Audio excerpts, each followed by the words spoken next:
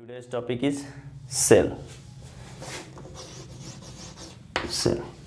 And little bit about this cell we have already discussed in a previous video, and today we will discuss in details about cell theory and some history about the cell.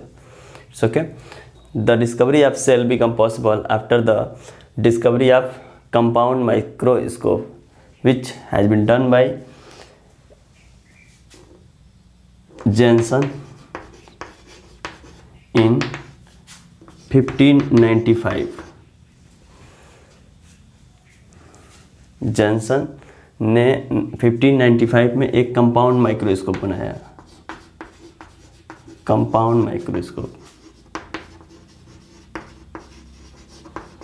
इसके पहले ये मानना था कि जो cell है या फिर जो माइक्रो ऑर्गेनिज्म है उसको हम नेक्ड आई से नहीं देख सकते हैं। ठीक है, ये पॉसिबल नहीं है कि उनको नेक्ड आई से देखा जा सके।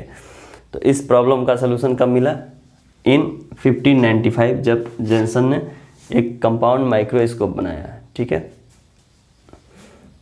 जब ये माइक्रोस्कोप बन गया तो माइक्रोस्कोप से वर्क स्टार्ट हो गया, माइक्रो ऑर्गेनिज्म को देखना, कुछ ऐसे डिस्कवर स्टार्ट हो गया। देन इन 1665 रॉबर्ट हुक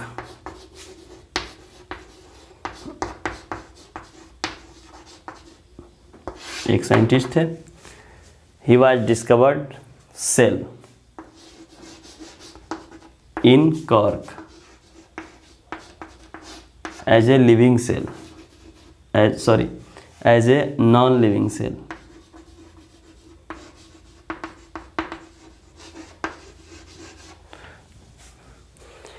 ये माइक्रोस्कोप से कार्क की स्टडी कर रहे थे। ठीक है, और ये कार्क को देखते हुए इनको ये मिला कि ये जो कार्क है, कार्क का फॉर्मेशन कुछ इस तरह से है।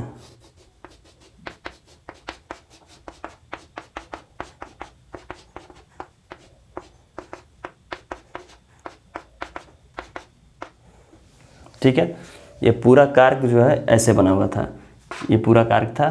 ठीक है, इसको माइक्रोस्कोप से देखे तो इनको मिला कि ये छोटे छोटे चेम्बर्स हैं। ठीक है, छोटे छोटे चेम्बर्स हैं। ठीक है, इनको इन्होंने कहा सेल, और कंक्लूजन ये दिया इन्होंने कि ये जो पूरा कार्क है एक सिंगल यूनिट ऑफ सेल से बना हुआ है, या फिर एक कह सकते हैं सिंगल यूनिट ऑफ चेम्बर से बना हुआ है। ये सभी सेल्स या चेम्बर मिलके एक पूरा कार्क बनाते हैं। ठीक है, ये जो ग्रुप ऑफ सेल है, ठीक है, पूरा ये किस तरह से दिखता है, इसका अपीयरेंस कैसा है? Appearance like honey bee comb. Honey bee comb यानी हनी बी का जो कम्ब होता है उसकी तरह ये दिखता है। ठीक है, हनी बी का कम्ब ऐसे दिखता है।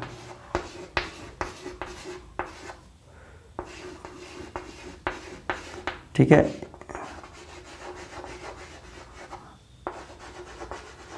ये ऐसे हनी बी का कम्ब दिखता है। ठीक है, ये चेम्बर होते हैं, इसमें ये इस तरह से चेम्बर होते हैं।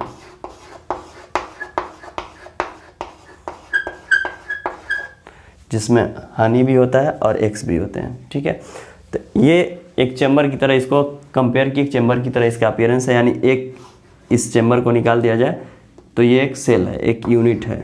ठीक है, इस तरह का, और इसी यूनिट से टोटल मिलके कम बना हुआ है, सेम लाइक कार्क। ठीक है, तो ये 1665 में रॉबर्ट हुक ने ये काम किया था। इसके बाद then in 1674 Leeuwenhoek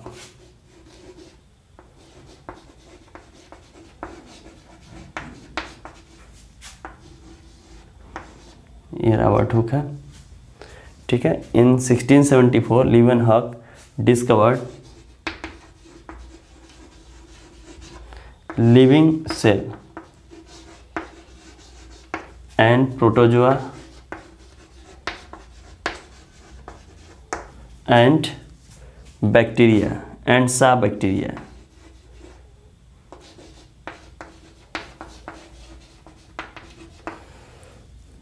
as a single living cell, as a single living cell।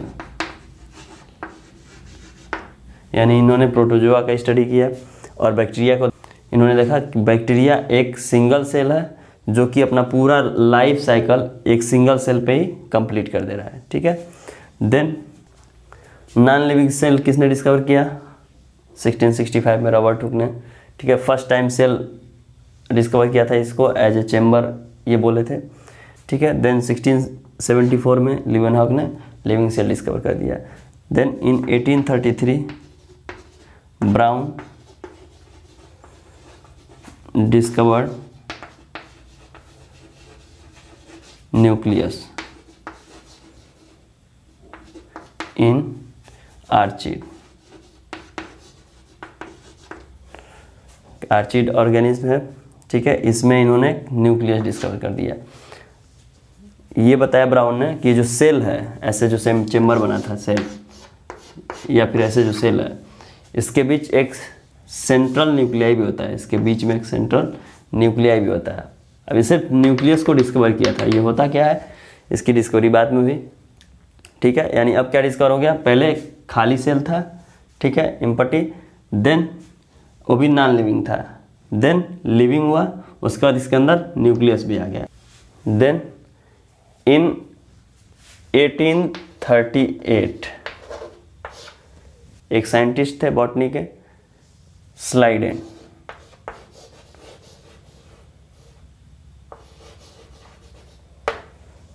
ठीक है। ये सेल डिस्कवर किए, प्लांट सेल,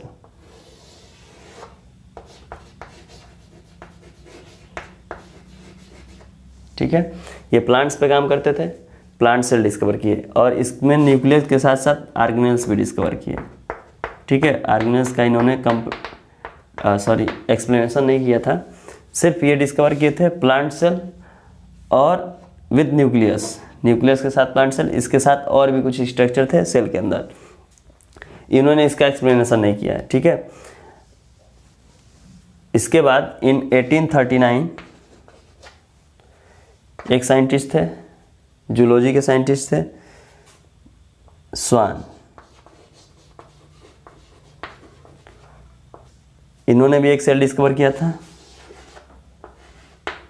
स्ट्रक्चर क्लियर नहीं था, एनिमल सेल, ठीक है। अब एक दूसरे को ये पता नहीं था इनको। एक बार क्या हुआ, ये दोनों डिस्कस कर रहे थे आपस में आफ्टर लंच। डिस्कस में स्वान ने बताया कि मैंने एक सेल डिस्कवर किया है, प्लांट सेल, ठीक है। तो स्लाइडेन इनकी बातें सुन रहे थे और इनकी बातों बातों में ये पता चला कि ये बोले कि मैं जो सेल डिस्कवर किया उसमें ये चीज़ है, न्यूक्लियस है, ऑर्गेनेल्स है या फिर इसके सेल वाल हैं, ठीक है। तो इन्होंने कंक्लूजन दिया जिसको बोला जाता है सेल थियरी। तो सेल थियरी को डिस्कस कर लेते हैं, क्या है।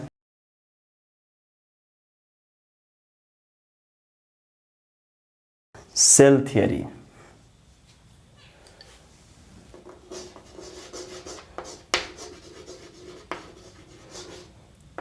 also known as Schleiden and Swan theory. Schleiden and Swan theory.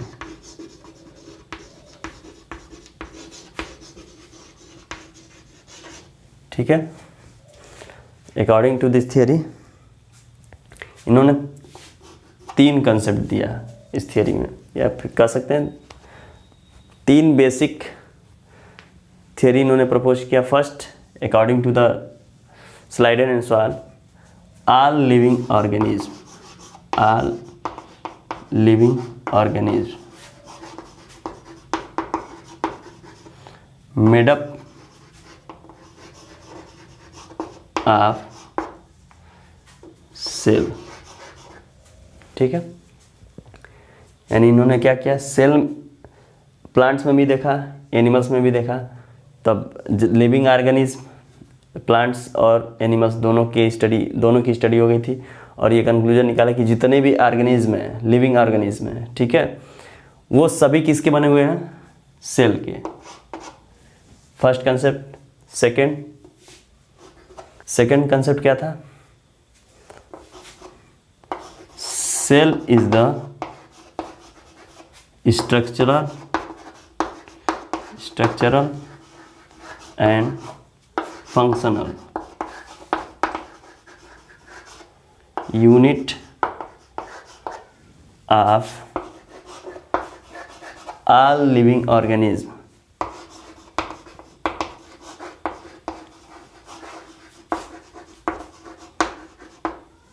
ठीक है, यानी सभी ऑर्गेनिज्म किससे बने हुए हैं? सेल के, made up of cell, made up by cell. ठीक है, और यही सेल जो है वो बेसिक स्ट्रक्चर और फंक्शनल यूनिट है। ठीक है, जो कि पूरे लाइफ को कंपोस्ट करता है। ठीक है, इसके अंदर सभी वो कंपोनेंट्स हैं जिससे पूरी लाइफ स्पैम हो सके। ठीक है, थियरी का थर्ड पॉइंट क्या था? ऑल सेल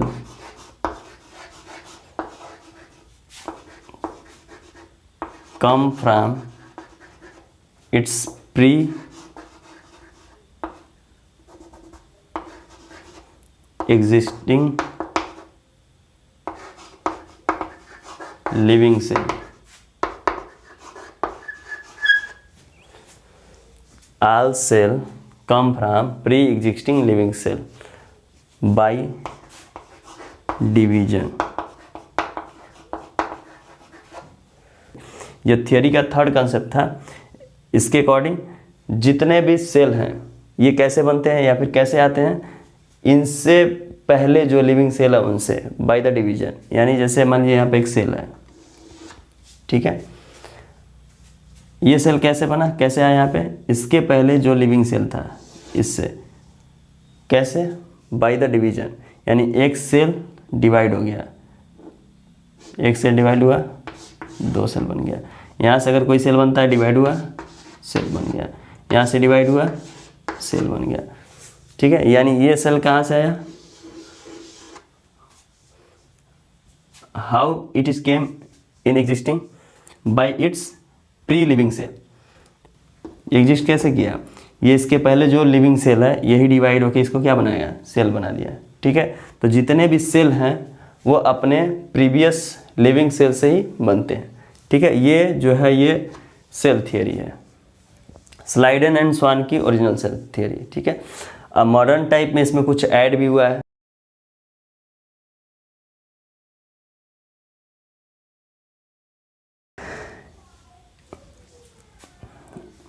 मॉडर्न में ये पॉइंट ऐड हुआ है। First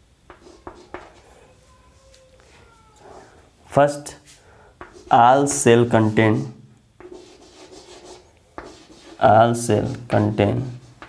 hereditary material। Hereditary material,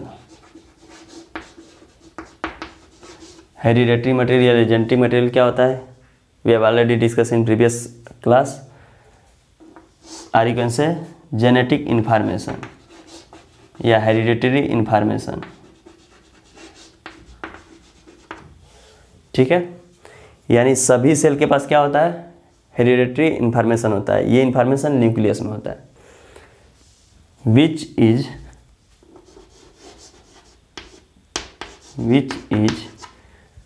passed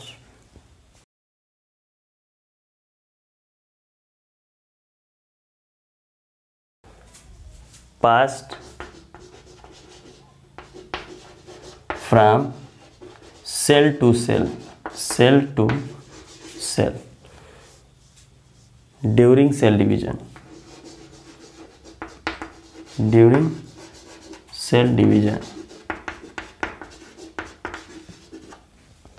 यानी अभी एक सेल से जब दो सेल बन रहे थे, ये सेल है पेरेंटल सेल, ये डिवाइड होकर नया सेल बना रहा है।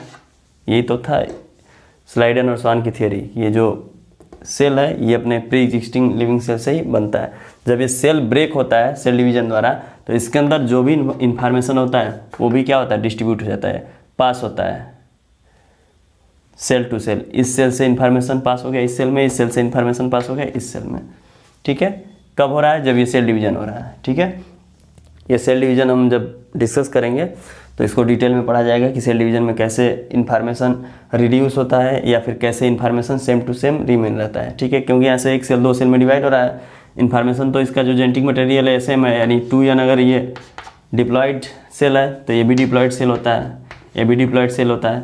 यानी सेल तो डिवाइड हो रहा है लेकिन इसका इन्फॉर्मेशन डिवाइड नहीं हो रहा है, रिड्यूस नहीं हो रहा है। ये कैसे होता है ये हम डिस्कस करेंगे सेल डिवीजन पार्ट्स में। ठीक है, तो ये कंसेप्ट ऐड हो गया। मॉडर्न थ्योरी में next, all cell are basically the same in chemical composition. Chemical composition,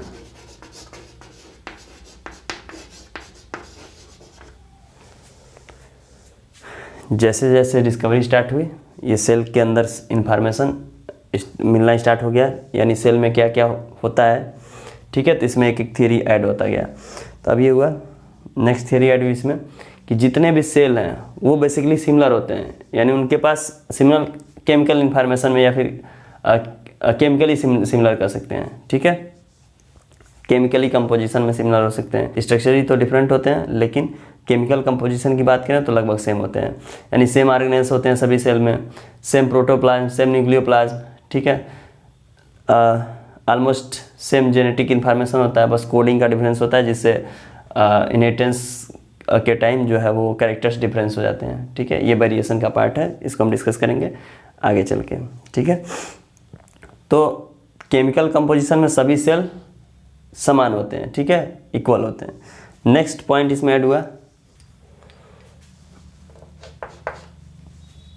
all type of energy flow, all